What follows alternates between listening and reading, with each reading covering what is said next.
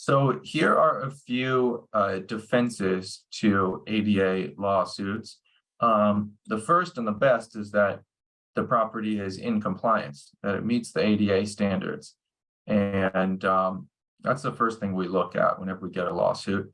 The second is mitigation of damages. So, frequently we'll see that the plaintiffs, especially here in California, will allege many visits. They'll allege, 3, 4, heck, sometimes dozens of visits to a property, and they'll want statutory damages for each visit. But there's a duty to mitigate your damages, so they need to try to fix the problem before they rack up a huge number of visits and damages. We also have there needs to be a bona fide interest in using the goods and services of the facility. Sometimes we will see someone who really has no business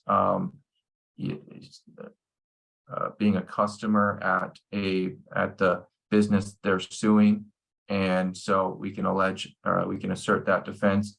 And the last one, Marty touched on this earlier, is the issue of tester standing. So there are plaintiffs that go around to businesses basically for the purpose of testing whether or not they comply with the ADA.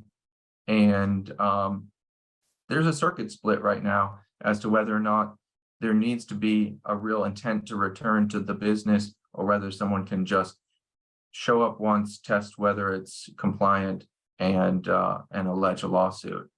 And this is an important case to follow because it's one of the few ADA cases that have actually gone to the Supreme Court. And it's going to create some very important law one way or the other on tester standing. And tester standing, as we'll talk about in the context of cyber accessibility, tester standing on websites is primarily the way that most plaintiffs will argue that they've been injured. Yes. So this case is headed to the Supreme Court. We'll see what they say. Presently, the First Circuit, Ninth Circuit, 7th, and 4th circuits allow tester standing.